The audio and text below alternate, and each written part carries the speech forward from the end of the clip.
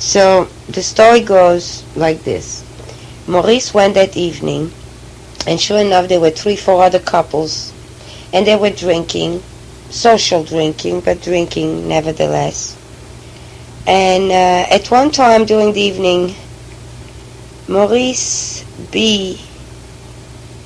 asked my Maurice, my stepfather, to for another kind of a drink. And when Maurice went to the kitchen, he followed him there. They were just alone, the two of them. Now, at that point, Maurice was a little high. Maurice B., he had drunk a little bit too much. He never could hold his liquor.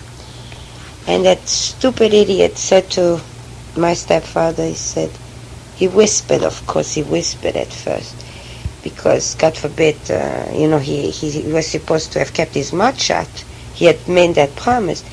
And he's explaining to me later on how he whispered to my stepfather that he's a son of a bitch, that he's a bastard, what he did to me, that I'm a very depressed young woman because of him, that I'm not able to love completely, that I seem to love completely and give of myself completely, but that he feels that I'm not 100% with it as far as loving and giving of myself, and that it's all his fault. And Maurice, my stepfather, was absolutely flabbergasted. He had no idea that, first of all, he had no idea that Maurice and I were lovers, which Maurice right away had to tell him. That altogether shook him up. He thought I was going to remain a virgin in Israel and wait till I was who knows how old, and the day we're going to marry one day, like he had promised. So that altogether shook him up immediately. The next thing that shook him up is the fact that I told this young man of my past. And my stepfather answered him that it's none of his goddamn business and he should leave him alone, that he doesn't know what he's talking about, that it's not the way he thinks it is, etc., etc. So Maurice B. said to him, the voice started to get louder. He said, "You bastard son of a bitch, taking advantage of a young kid, 14 and a half years old."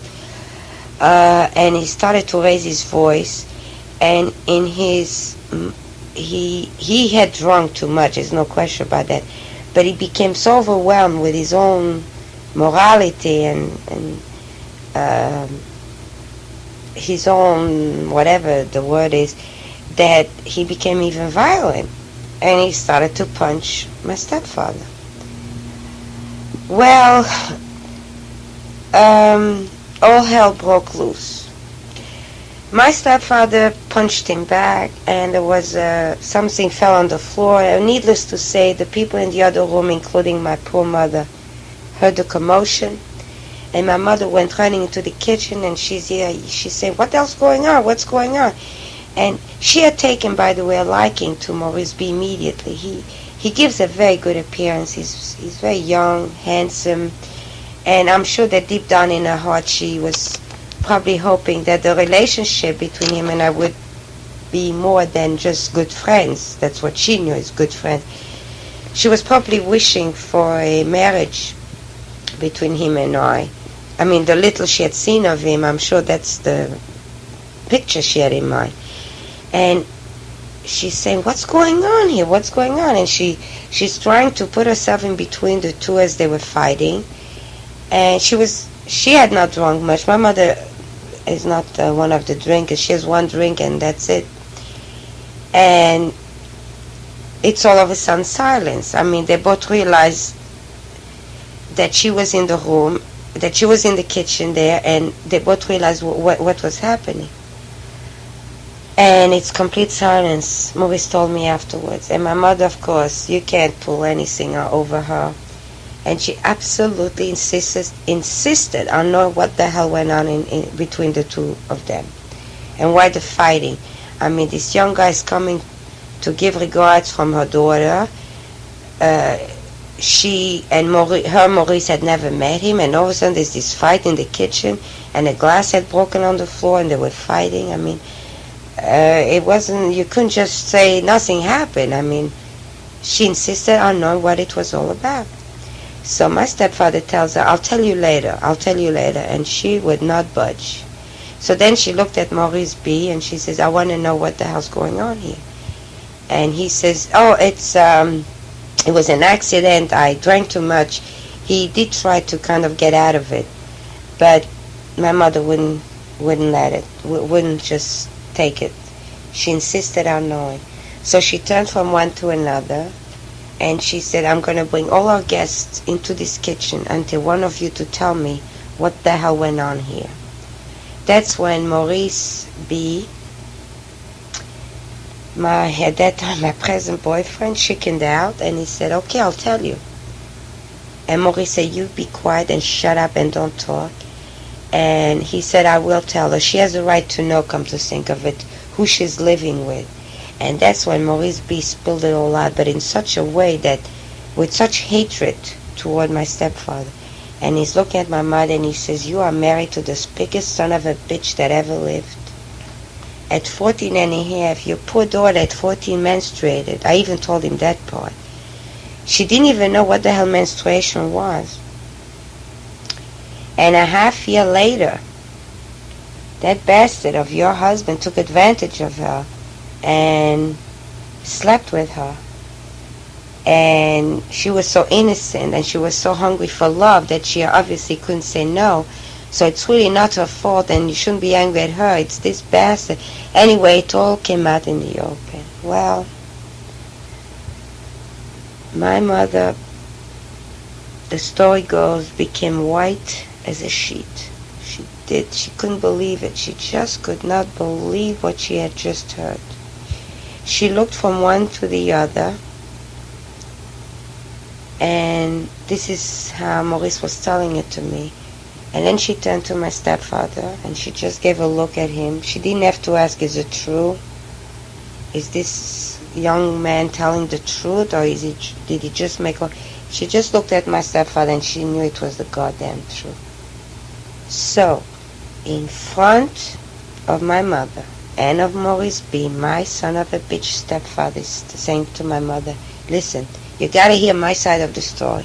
You can't listen to this young punk who doesn't know what the hell he's talking about. He said, Fanny, from the time she became a young woman, was extremely flirtatious. She had a way of walking with her hips. She this, she that, she enticed me, she seduced me, she's the one. And then he says, I'm only human, I'm only a man. And she was living so close to our bedroom, and I spend a lot of time with her, and I'm not naive. I mean, I know that she seduced me. It wasn't my fault. I'm only human. I love you, Paula. You're the only woman who exists in my life. And she... Oh, my God. This is exactly the story the way I heard it from Maurice. Now, I wasn't there, of course, to defend myself. There was only the two Maurices and my mother. And I said a long time ago that my stepfather was the biggest son of a bitch that ever lived. He was also a genius and an actor of first class. And my poor mother believed him. She actually believed that her daughter seduced him.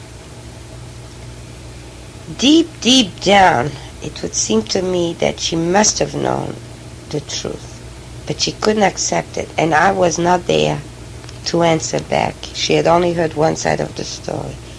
She wanted so much to believe that she didn't answer anymore. She just looked at him. That's what Maurice had told me.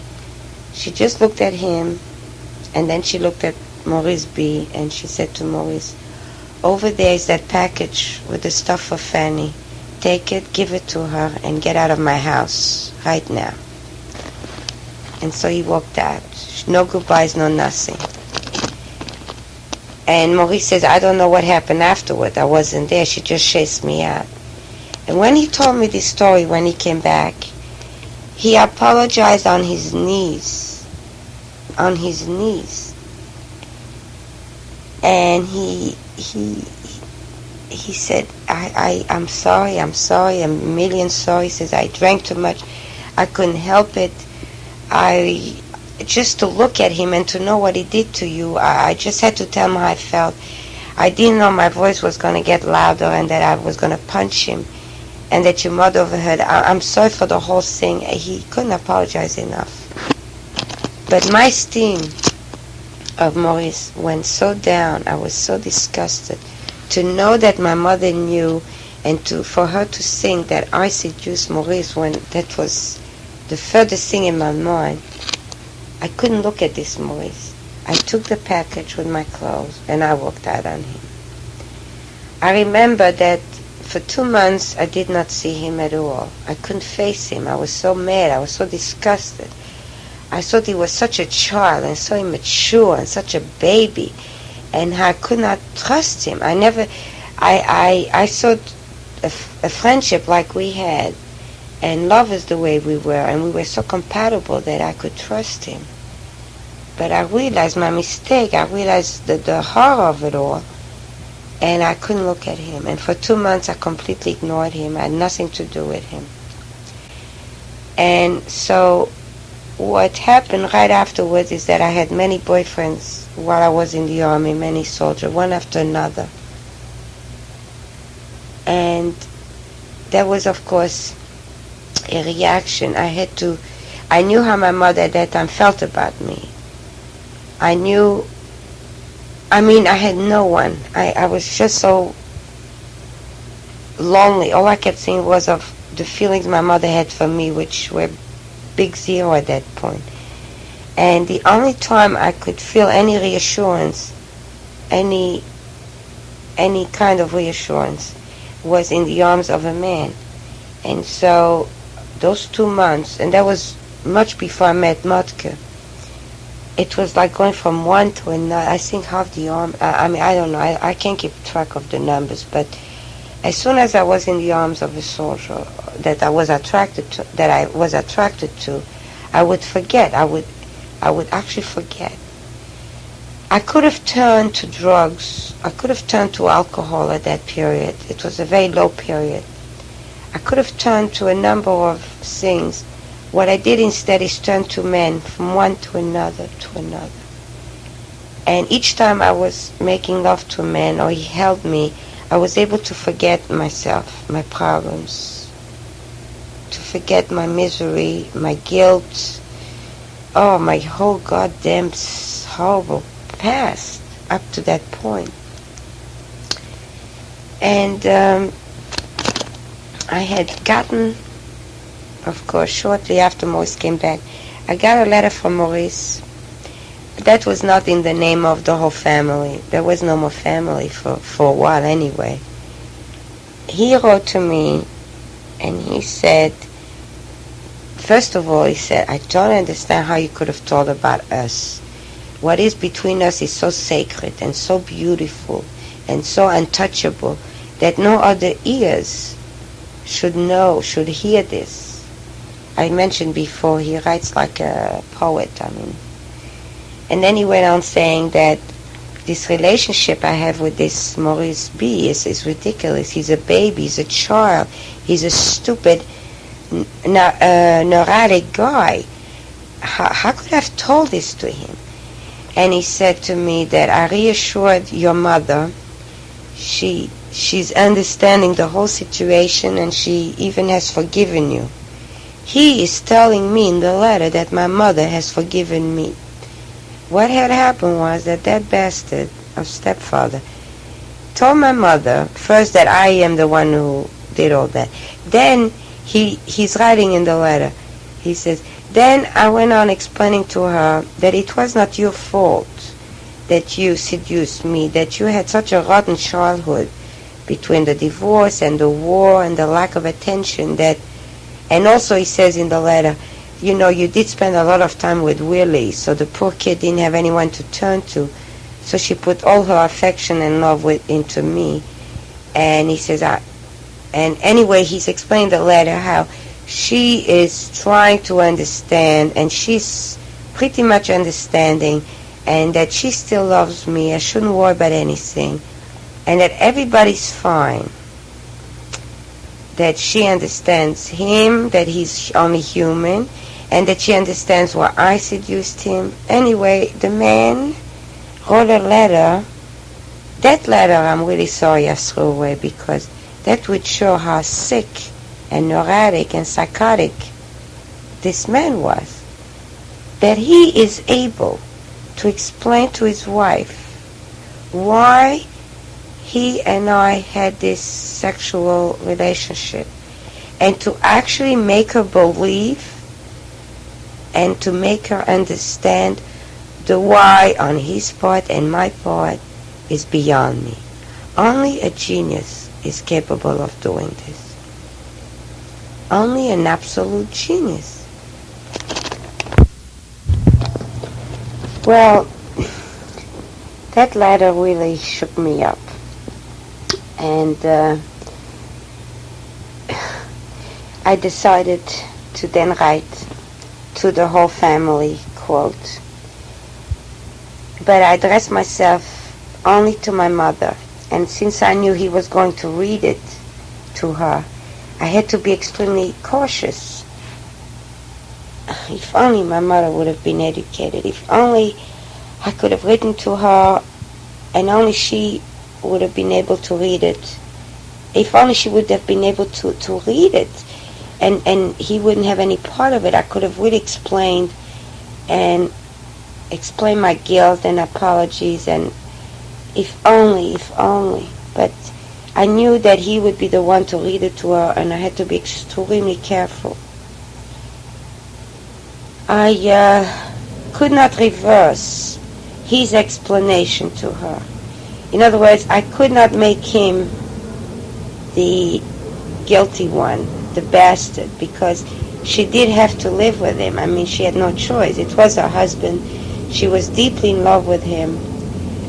So it took me so long to finally finish that letter, because I was going to go along with his story and put it all on me and apologize, and actually explaining the whys of what he had started, my insecurities and my childhood, and I was going to go along with it, but I was going to make the letter